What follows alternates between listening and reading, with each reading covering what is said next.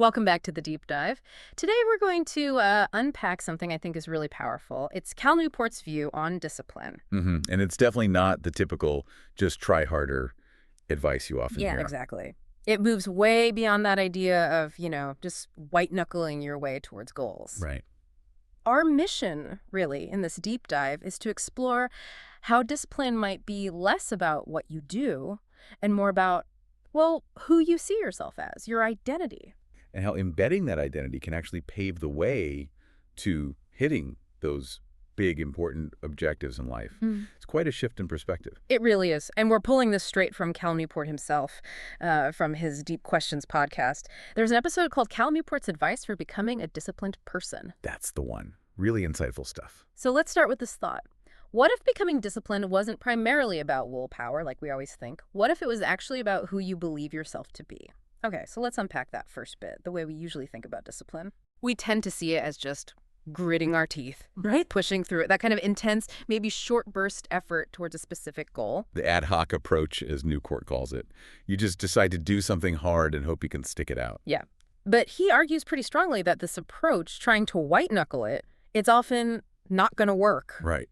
Especially if you don't already see yourself as a disciplined person deep down. Ah, okay. So there's this mismatch between the action you're trying to force and your actual self-perception. Exactly. And that disconnect is often where things fall apart. Yeah. It's not just about the doing that. Precisely. And that's what's so interesting here, this shift he proposes. It's not fundamentally about doing disciplined things. It's about being a disciplined person. He puts it quite directly. If you convince yourself that you are a disciplined person, Okay. that conviction itself becomes the foundation, the bedrock for then going after lots of different important goals. That sounds profound, actually. But then the big question is, like you said, how? How do you actually convince yourself? Yeah, that's the million-dollar question, isn't it? It's an identity shift. Yeah. And that's usually the part people skip over. So Newport doesn't just leave us hanging with the theory, right? He gives us something practical. Oh, absolutely. What? He provides a structure. It's called the Deep Life Framework. Deep life framework. Okay. And this is really the blueprint for building that disciplined identity we're talking about.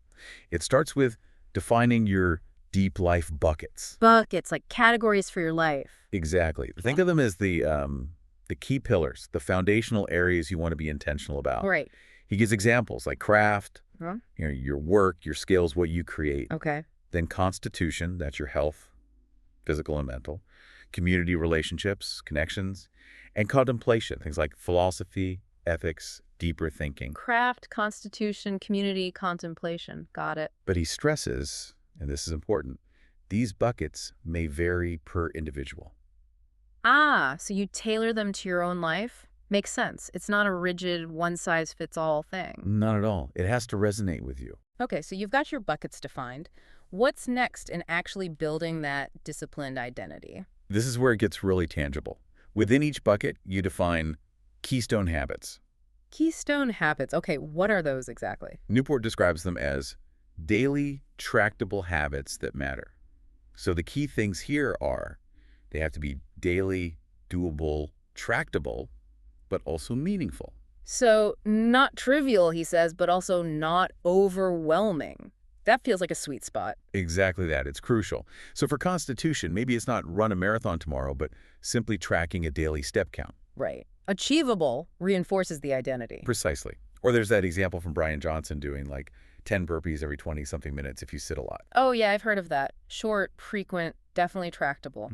These become your base discipline. They're easy to track, and you treat them as non-negotiable. And he mentions tracking, right? Using something like a time block planner? Yes, tracking is key. Recording completion. Yeah. It taps into that don't break the chain psychology. Ah, that visual streak of success. Yeah. You don't want to see a gap. Exactly. It provides daily evidence to yourself. See, I am the kind of person who does this. Yeah. It reinforces the identity. Okay, this makes a lot of sense. You build the identity with these small, consistent, non-negotiable daily actions. But what if someone's already doing okay with daily habits? Maybe they feel somewhat disciplined, but they still struggle with bigger pushes or deeper changes. That's a great point. And Newport addresses this directly. The keystone habits are step one, the foundation. They build the base layer of that identity. Right. But then comes step two, the monthly bucket overall. Monthly bucket overall. Okay, sounds more intense. It is, intentionally so. The idea is you dedicate maybe 1 or 2 months to each bucket in turn for a more focused overhaul. So like a deep dive into one area. Exactly. You experiment, you refine, you upgrade things within that specific bucket. Can you give an example? Yeah, he uses himself. Mm-hmm. Say during a constitution focus month or two, he might really overhaul his health habits, maybe get new workout gear, change his routines, even train for a specific goal, like a rowing metric he mentioned. Ah, okay. So it's not just maintaining, it's actively improving and integrating changes in that area. Right. It's a deeper investment, as he calls it. And this focused effort leads to substantial integrated change. Which then further strengthens the identity of being disciplined and capable in that specific area. Precisely. You're not just doing habits, you're actively shaping that part of your life, proving your capability on a bigger scale than just the daily habit. It really cements the identity shift. Right, okay, so you've got the daily keystone habits building the base. Then you layer on these focused, deeper monthly overhauls for each bucket. You're basically like systematically constructing this identity of being a disciplined person. That's the idea. You're providing yourself with undeniable proof on multiple levels. So after all that groundwork, then you can tackle the big ambitious goals more easily. Is that the payoff? That's the payoff, yes. Newport suggests that once this identity is truly embedded, taking on new, long-term, ambitious goals becomes, well, maybe not effortless, but the discipline required feels more automatic. Automatic because it flows from who you are now, not something you have to force. Exactly. It's congruent with your self-image. But, and this is really critical, there's a major caveat. Okay. What's the catch? You still have to make sure your goals are sensible. Sensible. What does that mean in this context? It means your own mind has to find the goal logical, trustworthy, achievable, even if ambitious. If your brain perceives a goal as fundamentally illogical or untrustworthy. Like his example of, what was it, an illicit novel writing target for a Nobel? Right, something completely out of sync with reality or your current capabilities without a proper plan. In cases like that, he says, your discipline will fail. Okay. But crucially, it's not because you're undisciplined. Remember, you've built that identity, but because the goal is poorly conceived. Interesting. So your internal BS detector kicks in, basically. Your brain won't commit energy to something it doesn't believe in. That's a good way to put it. It needs to trust the objective. The alignment has to be there between your disciplined identity and a goal that makes fundamental sense. Wow, okay. So there's a real logic to this whole process. It's not just about willpower. It's about identity, structure, consistency, and then sensible goal setting.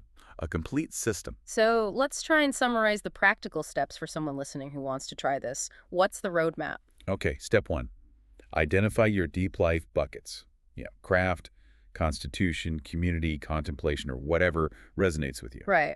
Personalize those pillars. Step 2. For each bucket, pick those keystone habits. Remember, daily, tractable, things that matter but aren't overwhelming. Got it. Daily, doable, meaningful. Step 3. Track those habits consistently. Use a planner, an app, whatever works. The key is, don't break the chain. Build that visual evidence. Consistency is crucial. Okay. Step 4. Once the daily habits feel solid, start the monthly bucket overhauls. Dedicate 1 to 2 months to deeply focus on one bucket at a time. Set a real challenge, update routines, really refine that area. Exactly. Experiment, iterate. Step 5 is simply to repeat that overhaul process for your other buckets over time. Right, cycle through them. And then finally, step 6.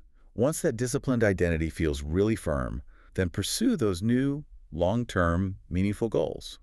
But always check, make sure they are goals your mind actually trusts and sees as worthy. Sensible goals. That's a very clear path. It feels less daunting when broken down like that, moving from identity to daily habits to deeper dives and then to the big ambitions. It really reframes the whole struggle, doesn't it? So maybe a final thought to leave people with. If discipline truly can be cultivated as an identity, not just an action, well, what else could this apply to? That's a fascinating question. Could you apply this identity-first framework to becoming more creative, perhaps, or more patient, or kinder, even more resilient? It certainly makes you wonder. If you started by focusing on being a creative person or being a kind person through small, consistent actions, and then maybe deeper overhauls in those areas, Yeah. it suggests that maybe the really deep changes we're looking for don't start with a giant leap or a massive to-do list. Maybe they start with quietly rewriting the story we tell ourselves about who we are. A new story, built piece by piece. That's a powerful idea.